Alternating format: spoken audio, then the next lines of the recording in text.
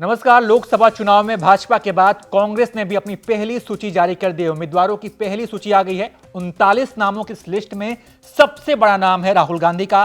राहुल गांधी को वायनाड सीट से इस बार चुनाव लड़ाया गया है, यानी यह क्लियर हो गया कि राहुल गांधी अमेठी से इस बार चुनाव नहीं लड़ेंगे, उन्हें वायनाड सीट से टिकट दिया गया है। राजनीतिक जानकारों की माने तो यहां से स्मृति ईरानी के खिलाफ प्रियंका गांधी चुनाव लड़ सकती हैं। जहां तक बात राहुल गांधी की है कि वो अमेठी से चुनाव क्यों नहीं लड़ रहे हैं, सूत्रों की माने तो राहुल गांधी ने कुछ दिन पहले अपने करीबियों से कहा था कि अमेठी में चुनाव में स्मृति के खिलाफ नहीं लड़ूंगा, अगर भाजपा किसी और को यहां पर टिकट देगी तो ही चुनाव लड़ूंगा।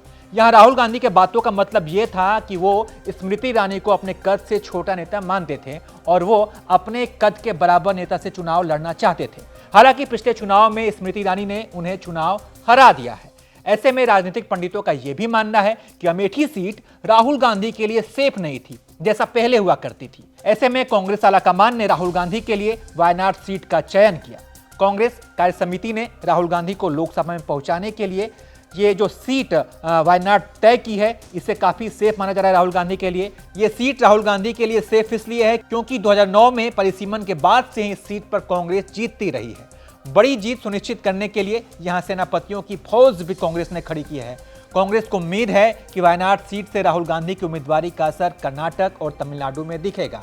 कांग्रेस इस समय साउथ के राज्यों पर फोकस कर रही है क्योंकि कर्नाटक और तमिलनाडु दोनों राज्य इस लोकसभा सीट के बॉर्डर से भी जुड़े हुए हैं। ऐसे में वायनाड सीट से राहुल गांधी को उतारने का असर जो है इन दोनों राज्यों में भी पड़ेगा। अगर वायनाड सीट की बात करें तो यहाँ पर 56% मुस्लिम है, 34% हिंदू हैं, 9% ईसाई हैं और 1% जैन वोटर हैं।